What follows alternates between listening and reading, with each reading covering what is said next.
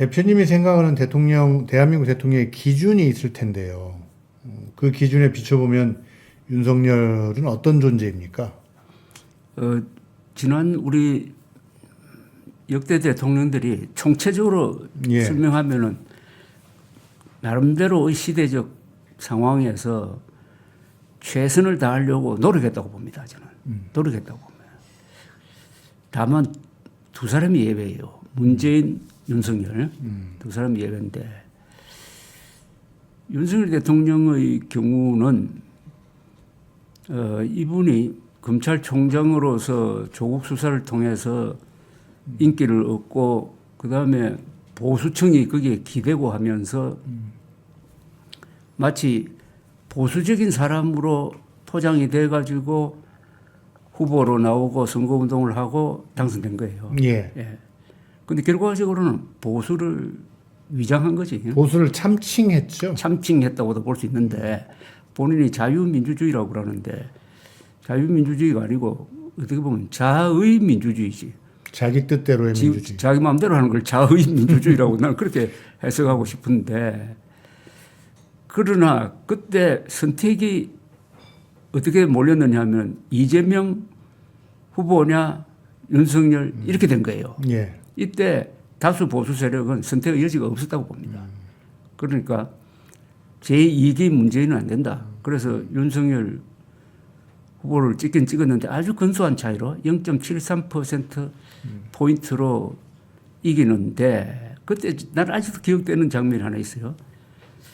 아주 근소한 차이인데 이게 다른 나라 같으면 0.73% 포인트에 승복 안 할 거라고. 예. 예. 막 소동을 일으킬 예. 이럴 거라고. 예. 그런데 이재명 후보가 즉각 승복하는 예. 연설을 했습니다. 예. 그 장면이 아주 감동적이더라고요.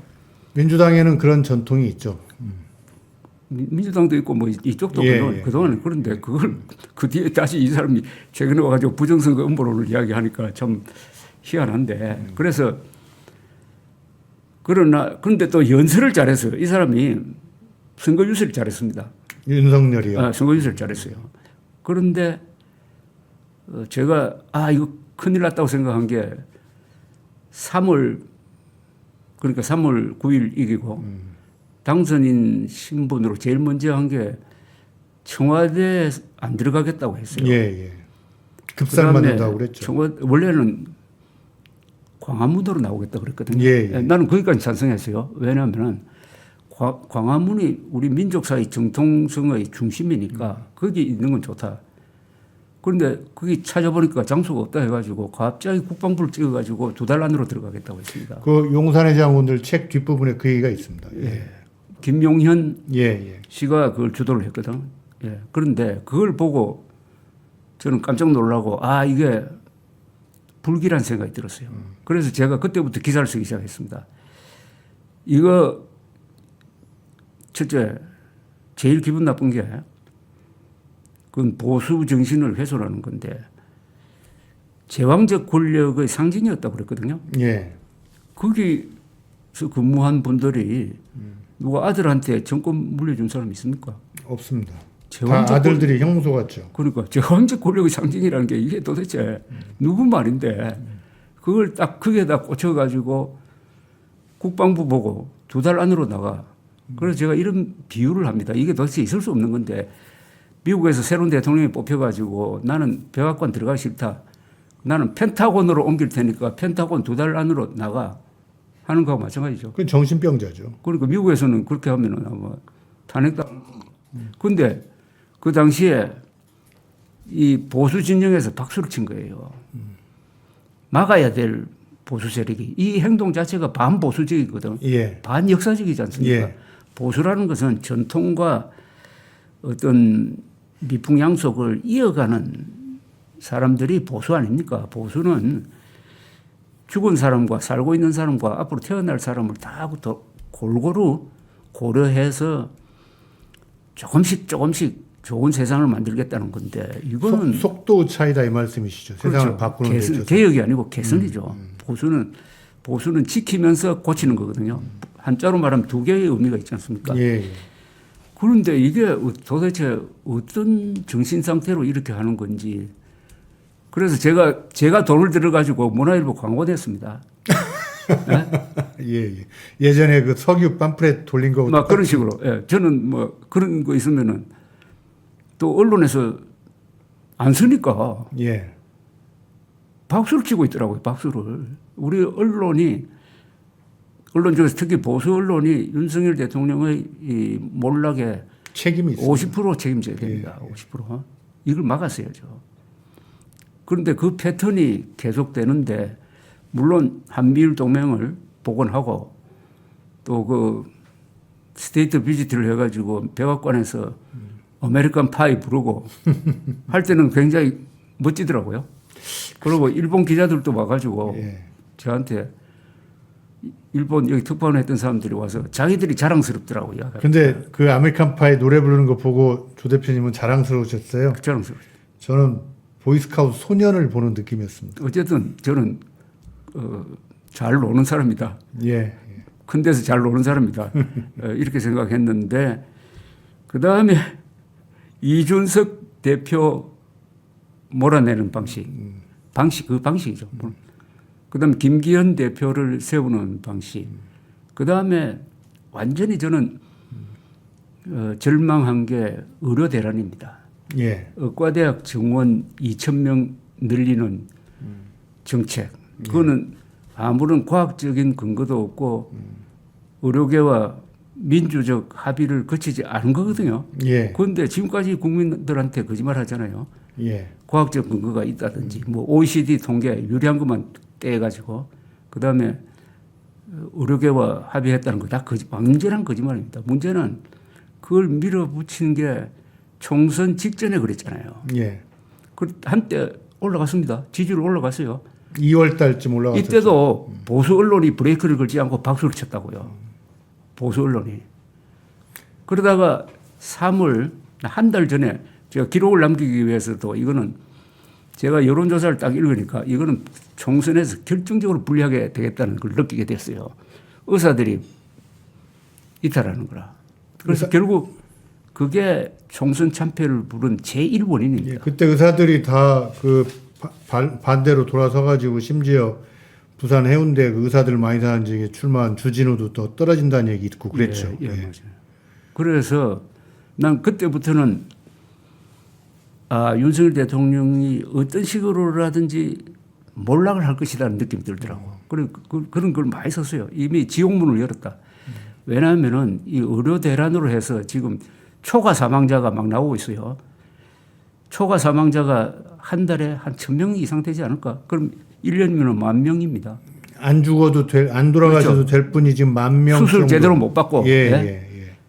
그 유명한 의사들 제대로 못 만나고 예. 해가지고 일어난 사고인데 그 예. 누가 이제 집계가 될 거라고요. 집계가. 그런데도 총선에서 참패하고 나서도 계속 뚜벅뚜벅 나의 길을 가겠다고 하더니 결국 계엄이라는 비상계엄 길로. 예. 선포로 가버린 거예요. 예.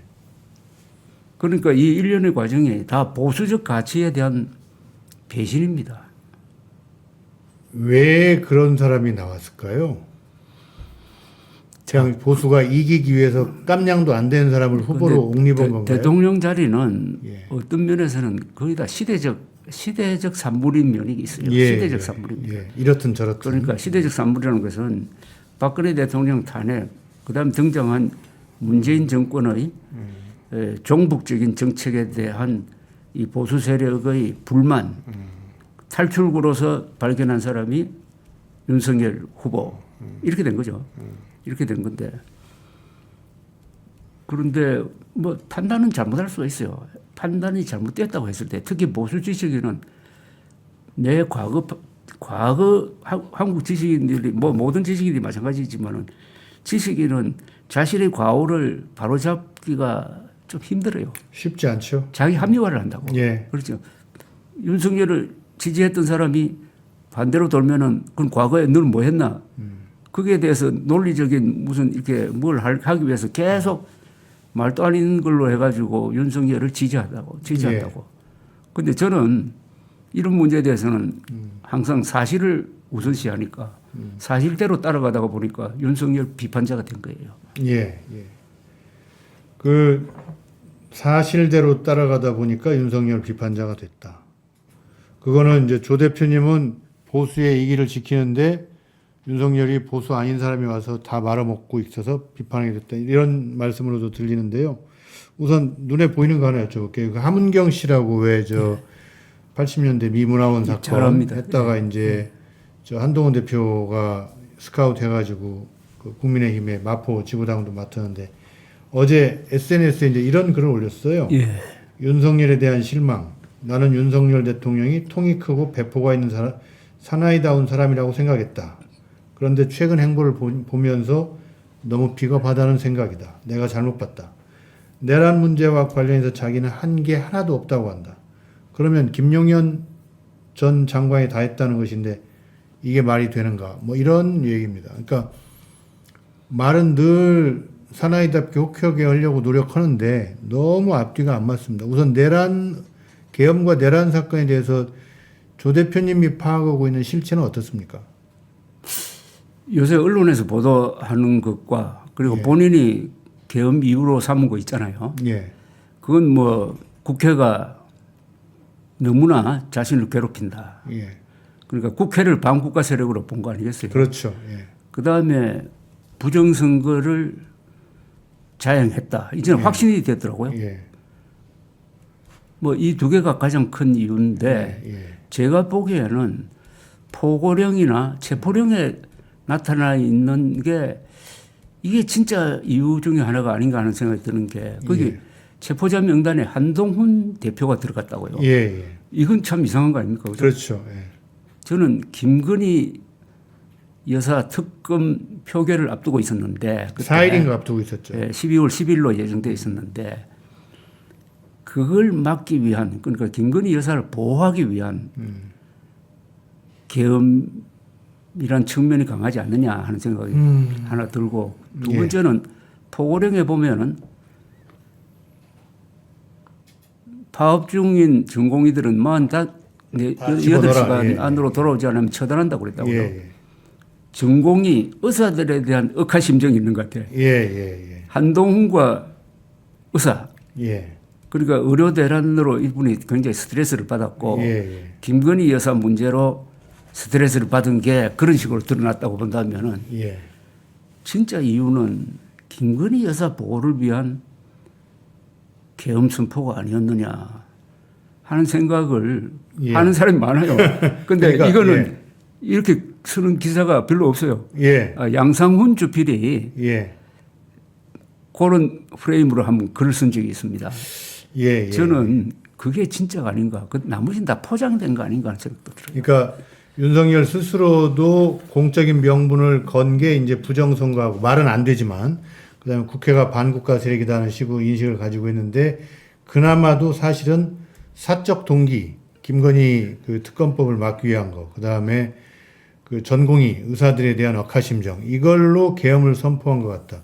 어떻게 보면 사랑 앞에 대단한 사랑을 가진 사람이 어떻게 보면 뭐 구급 공무원을 비하하는 건 아니지만 구급 공무원도 그렇게는 행정 안 씁니다. 굉장히 감정적이죠. 예. 이 계엄 선포는 굉장히 감정적입니다.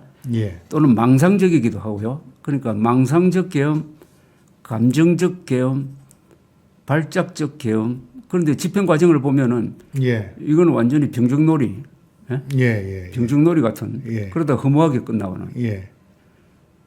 뭐 그런 거죠. 윤석열의 공이 있다면 뭐 역설적인 공이 있다면 대한민국의 시스템이라고 할까요? 내지는 그 군대에도 격이 있고 뭐 장관에게도 격이 있는데 그걸 무참하게 허물어뜨린 그런 공이 있다고 생각합니다. 그건 뭐 공이 아니지. 그 과죠, 과. 그런데 제일 지금 타격을 많이 받은 게 우리나라 군대입니다. 예. 국군이 이런 대접을 받으면 안 되거든요. 정말 안 맞는 악연이에요. 예, 우리나라 국군은 20세기에 이스라엘 군대와 맞먹을 정도로 국가 발전에 기여를 했습니다. 건국의 초석, 호국의 간성, 근대화의 기관차, 민주화의 울타리 역할, 그리고 앞으로 자유통일을 뒷받침하는 무력으로서 역할을 해가지고 인류 군대가 됐어요. 인류 군대가 됐는데 이번에 이렇게 하는 바람에 군 수뇌부가 다 감옥에 가고 그리고 그때 보여준 명령이 안 통하고 예. 네? 그러니까 국군 통수권자가 워낙 말도 아닌 명령을 내리니까 이 사령관들이 어쩔 줄을 모르고 예. 하는 이런 이상한 모습을 보여준 거예요. 그건 명령이 안 통하는 군대는 그게 군대가 아니거든요. 그런데 물론 그 원인은 명령이 부당할 뿐만 아니라 헌법에 위반하니까 소극적 저항을 한 거예요. 어떻게 보면 항명을 한 겁니다. 항명. 그거는 우리나라가 상당히 군대가 직업 군대 또는 민주적 군대가 됐다는 건 증명이 될지는 모르지만 결과적으로 군대 자체로 보면은 이게 오합지졸은 아니에요. 오합지졸이라는 말은 아니고 그래서 이런 걸 보여주면서 우리가 지난 70여 년 동안 만들어낸 여러 가지 제도 중에서 의료제도가 세계 인류가 되었고 군대 조직이 세계 인류가 된 것 아닙니까? 예. 국가가 지탱할 때 두 개의 조직이 있다면 의료 시스템하고 군대 아니겠어요? 예. 사람 생명을 지키는데 건강을 지키고 안위를 지켜주는. 그렇죠. 그 두 개를 한 사람이 부숴버렸다 이겁니다. 그래서 그것만 해도 역대 최악의 대통령입니다. 그 시청자분들께서는 이렇게 진보 쪽의 논객들이 말씀하시는 거하고는 좀 다르게 윤석열 대통령에 대한 그 지적을 좀 듣고 계신다 이런 생각이 드실 겁니다. 용산으로 대통령실을 이전한 것부터가 군대하고 참 안 맞습니다. 지금 안 맞죠. 가장 큰 피해자는 저는 대한민국 군대라고 생각해요. 완전히 지휘부가 쪼개져 버렸어요. 예. 기강도 없어지고 뭐 기강이라는 건 그때 나왔던 계엄군들이 그렇게 했어야 된다는 게 아니라 이 장교들이나 장군들을 가지고 얘기하는 거죠. 그들의 승진 지상주의가 그냥 여실히 노출돼 버렸고. 저는 이렇게 된 큰 원인이 장소의 문제라고 생각합니다. 청와대에 들어가서 정상적인 환경 속에서 자기만의 시간을 갖고 일해야 될 대통령이 그 용산이라는 볼품없는 곳에 가서 노출된 데서 두서없이 일을 하다가 자멸한 거예요. 왜 두서가 없느냐 하면은 출퇴근 하잖아요. 대통령이 출퇴근하면 안 됩니다. 출퇴근하는 걸 자랑했잖아요. 군 도순권자가 출퇴근하는 나라는 세계에서 제가 아는 한 없어요. 그 굉장히 불편할 뿐만 아니라 위험하거든요. 그러다가 결국 관저가 흉가가 된 거 아닙니까 이번에. 그러니까 다른 나라는 경호실은 없어도 대통령이나 총리가 그렇게 출근은 않습니다. 안 합니다. 예. 그래도 그걸로 끝났어요. 국방부가 옆에 합참으로 갔고 합참이 또 남태령으로 간다고 그러고. 한 칸씩 밀어낸 거죠. 그리고 밀려난 외교부 장관은 아마 비서실장 공간으로 옮겼을 거라고. 예, 거기서 또 옮겼어요 하나. 그러니까 이게 국가 지휘부를 찢어버렸어요. 예, 국가 지휘부를 찢어버렸다. 그래서 이거는 다음 대통령이 해결해야 됩니다. 예, 어떻게 해야 된다고 보십니까? 청와대에 돌아가야 됩니다. 근데 들리는 말로는 각국의 정부기관들이 지금 청와대자에다가 도청장치 엄청 심었다던데요. 그건 다 거짓말 다 거짓말이고 그럼 잘 됐지. 가서 보안검사하면 나오는데. 그 심었어도 다 뽑을 수 있나요? 몰라야죠. 그건 윤석열 대통령을 편들려고 하는 사람이 예. 왜 청와대에 안 들어갔느냐. 거기 문재인 정부 때 뭐 간첩들이 심어놨다. 아니 그게 말이 됩니까 그게. 아니 그러니까 청와대 그러니까 대통령실이 용산을 옮기고 거기가 일반적인 공간이 된 사이에 뭐 와서 많이 심었다. 그렇진 않을 거고. 그야 뭐 찾아내면 되니까. 그래서 예. 돌아가야 됩니다. 돌아가야 머리맡이 안정돼요. 사람이 잠들 때 머리맡에 뭐 물건 같은 거 놓으면 꿈자리 사납잖아요. 예. 그거하고 마찬가지입니다. 또 얼마나 청와대가 좋은 자리입니까? 천하제일복지라고 그 조선시대에 쓴 글도 있잖아요. 예. 이거 아세요? 용산 대통령실 이름 안 지어준 거 알아요?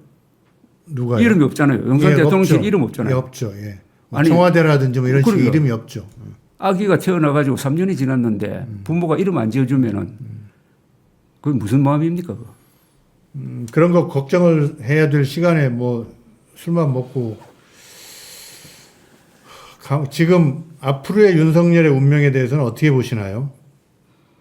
아까 어떤 분이 왔다 가시는데 살아생전에는 햇빛 아래 못 나올 거라고 하던데. 법적으로는 이미 뭐 결론이 나 있는 거 아닙니까? 예. 저 탄핵 인용될 거고 내란 사범. 그다음에 내란 우두머리 혐의로 중형을 선고받을 거고. 다만 지금 윤석열 대통령의 전략은 법정에서는 아무리 다퉈봐도 법리적으로는 안 되니까 헌재 출석해가지고 발언하는 거, 뭐 또는 메시지 내는 걸 통해서 장 외에서 자신의 지지자들을 결속시켜가지고 예. 이번 선거 때 유리한 환경을 만들고 그리하여 자신의 법적 문제를 풀려고 하는 그런 전략을 쓰고 있는 것 같은데 예. 잘 안 될 것 같은데. 조 대표님이 지금 새로운 해석을 했습니다. 지금 헌재라든지 이런 데 나가서 윤석열이 이야기를 하는, 자기 강변을 하는 이유는 이걸 통해서 일부지만 그 지지층을 더 확실히 다지고 대선에서 그걸로 일정한 영향을 미치고 그래서 대선 이후에 그걸 가지고 협상을 하려고 하는 것 같다. 이렇게 분석을 했습니다. 그런 것 같아요. 근데 잘 안 될 것이다. 왜냐하면은 부정선거 음모론을 들고 나왔기 때문입니다. 예. 사실 한국에서 선전, 선동은 원래가 좌파가 잘하는 거예요. 예, 예. 좌파는 개혁투쟁론이라는 신념을 갖고 있으므로 선전, 선동은 예. 그 뭐 사실을 떠나서 하는 게 그 본업인데 뭐 광우병 선동이라든지 천안함 폭침이 북한 소행이 아니라는 선동 그건 좌파가 했는데 이상하게 한 10여 년 전부터 이 보수 쪽에서 이런 음모론이 나오기 시작해가지고 광주 사태에 600명의 북한군이 들어갔다든지 뭐 누굽니까 또 박원순 씨 아들 박주실이가 가짜 신체 검사를 해가지고 병역 기피했다든지 예, 예, 예. 그러다가 부정선거 음모론 그다음 한 걸음 더 나가면 또 트럼프도 부정선거로 졌다고 하는 이런 쪽으로 가는 바람에 어느덧 보수가 선동 세력이 돼버린 거예요. 예. 일부의 보수인데. 예, 예. 그런데도 사실은 소수였습니다. 극우가 보수를 끌고 가는 거죠. 소수였어요. 예. 그래서 극우라는 표현도 좋지 않아요. 극우라고 해가지고 거짓말을 하지 않습니다. 오히려 극우는 정직한 사람인 경우가 많아요. 순수한 사람인 경우가 많아요. 부정선거 음모론자들은 이건 극우 자격이 없어요. 극우 이런 거짓말, 황당한 거짓말을 해가지고 그러고 음모론도 급이 있는 것 아닙니까? 예. 케네디 대통령 암살 범인이 오스왈드 말고 다른 사람이 있다. 그런 걸 주장하려면은 뭐 탄도도 검사하고 뭐 여러 가지 이렇게 좀 예. 그걸 설명해 가지고 사람을 속인다고. 부정선거 음모론은 완전히 황당무계한 국민학교 정도의 지력만 있으면 안 속는 그런 걸 가지고 사람들을 속여가지고 그러나 지난 총선 때 거의 다 해결됐다고. 그 다 떨어졌죠. 왜냐하면 민경욱이도 떨어지고. 그러고 지난 총선 때 한동훈 대표가 부정선거론자들이 주장하는 걸 받아들여가지고 수검표 단계를 하나 더 넣었거든. 예. 원래 수개표입니다 이게. 수검표 단계를 하나 더 넣었다고. 더 넣었는데 2,800만 표 개표했는데 단 한 표도 오차가 없었어요. 완벽하다는 게. 대단한 과학입니다. 완벽하다는 게 증명되고 세계에서 최고입니다. 가장 빨리 가장 정확하게. 대한민국 투개표 시스템. 그렇죠. 그런데 윤석열 대통령이 망상에 빠진 것 아닙니까? 그러니까 죽은 이미 정리된 부정선거 음모론을 무덤에서 다시 끌어 올린 거예요. 그런데 이게 굉장히 커졌어요. 예. 지금 여론조사 해보니까 보수라는 사람의 반이 부정선거 음모론 믿고 국민 전체로 치면 한 30%예요. 그러면 30% 내가 인구로 한번 계산해 보세요. 한 1,000만 명 됩니다. 예. 이 1,000만 명을 일종의 정신적 장애자로 만드는 겁니다. 부정선거 음모론에 한번 빠지면요. 그 사람이 비참하게 됩니다. 예. 주변에서 그 사람들을, 그런 사람들을 제대로 보겠어요. 어떤 모임에 그런 사람 한 사람 끼이면은 안 가려고 합니다. 그 조직을 파괴합니다. 지능이 떨어지는 사람으로 보이죠. 그렇죠. 그런데 실제로는 거기 보면은 뭐 장군도 있고 사성 장군도 예, 있고 멀쩡한 교수도 사람 있고 많습니다. 뭐 예. 대사 출신도 있고 예? 검사장 출신도 있고 그렇습니다. 예. 그러니까 이거는 사교거든요. 음모론이라는 게 거기에 주술 광신적인 요소가 있잖아요. 그러니까 어쩌다 한국의 보수가 이런 그 음모론, 광신적 음모론의 포로가 됐는지 그리고 이거의 전망은 어떻게 될지. 그건 이번에 이 사태는 완전히 윤석열 한 사람 책임입니다. 윤석열 대통령이 지난 총선에서 자기가 잘못해가지고 참패해놓고 그걸 어디 다른 거 돌파구를 찾다가 보니까 4월이 부정선거였다라고 주장하는 유튜브를 많이 본 것 같아요. 예. 그게 중독된 것 같아요. 속은 것 같아요. 그래서 이런 어마어마한 일을 저질렀는데 문제는 대통령이 이러니까 부정선거 틀림없다고 생각하는 사람들이 너무 많아지고 그게 또 최근에 윤석열 대통령에 대한 동정심과 결합이 되면서 성인 인구의 30%가 이전 황당한 음모론에 넘어간다는 것은 국민들을 뭡니까 이거 타락시키는 겁니까? 예. 이 이상 큰 문제가 있을까요? 이 이상. 지도자 하나를 잘못 뽑아가지고. 그래서 지금 당면한 문제가 나는 이 문제는 좌우를 떠나서 이거 해결해야 됩니다. 부정선거 음모론을 해결해야 돼요. 우리나라의 미래를 위해서.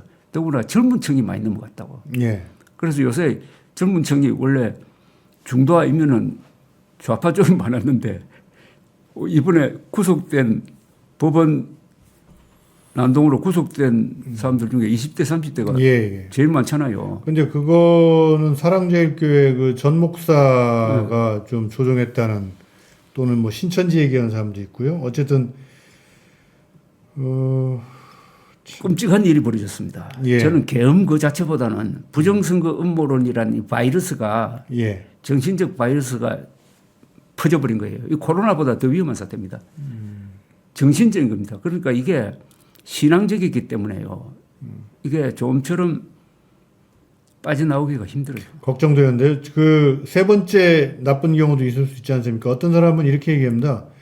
우리나라도 그래서 이제 그 프랑스의 국민전선이나 독일의 그 AfD 같은 극우 정당이 나오는 거 아니냐. 그 주동자는 황교안이나 민경욱이나 윤상현 같은 사람이 하고 그래서 한 10% 정도 득표해가지고 선거 비용 보전 받고 맨 오른쪽에서 엉뚱한 얘기 계속 해대면서 대한민국의 시스템과 이 번영의 판을 깨려고 할 거다. 이렇게 전망하는 사람도 있습니다. 저 유럽의 극우 정당보다 훨씬 더 위험하죠. 더 유럽의 위험합니다. 극우 정당은 주로 예. 이민 문제 뭐 그렇죠. 이런 거 아닙니까? 예. 그러나 지금 부정선거 음모론자들의 그 주장하는 수준이 전면적인 체제 부정 아닙니까? 예. 그러니까 선거는 국민들의 일반 의지를 보여주는 주권 행사입니다. 예. 그러니까 최고도의 그러니까 주권 행사로서 정권을 바꾼다 이겁니다. 옛날에는 정권 바꾸려면은 뭐 전쟁을 하든지 암살을 하든지 이렇게 됐잖아요. 예. 선거를 통해서 정권을 결정하니까 선거야말로 신성한 겁니다. 그런데 선거 결과에 불복하는 거 있잖아요. 이게 나는 반역이라고 봅니다. 예. 공정한 선거 결과에 승복을 해야 될 의무가 있잖아요. 그런데 대통령이 나서가지고 부정선거였다라면서 지금 국회의원들은 부정선거로 당선된 사람들이다. 저 국회는 무력화시켜야 된다. 이렇게 생각하면 이게 반역 아닙니까? 실제로 이번 계엄의 동기가 거기에 있었지 않습니까? 예. 그래서 부정선거 음모론은 이거는 체제를 부정하는 겁니다. 민주주의를 부정하는 건데 그래서 이거는 앞으로는 형사처벌해야 된다고 봐요. 저는. 그러니까 부정선거 음모론을 퍼뜨리는 사람들 예. 그래가지고 돈벌이 하는 사람들은 형사처벌해야 됩니다. 그리고 법을 새로 만들든지 해야겠네요. 그러고 이런 유튜브에 이야기해가지고 이런 걸 올리는 걸 못 올리게 해야 돼요. 그 전례가 있어요. 예. 2020년 그때 선거 때 트럼프가 부정선거 음모론을 주장했잖아요. 했다가 그 유튜브에 얘기해서 유튜브에서 다 삭제했죠. 우리도 그렇게 해야 됩니다. 우리도 유튜브에 회사에 요구를 해야 돼요. 왜냐? 이건 명백한 거짓말 아닙니까? 예. 그리고 이걸 통해서 사회 불안을 조성하고 있잖아요. 법원 이번 난입이나 2021년 1월 6일 미국 의사당 난입이나 똑같은 사태 아닙니까? 예. 그리고 이걸 통해서 유튜브를 이용해가지고 돈벌이 하고 있잖아요. 반사회적이고 반국가적이잖아요. 이건 언론 자유가 아니지. 언론 자유로 보호할 게 아니지.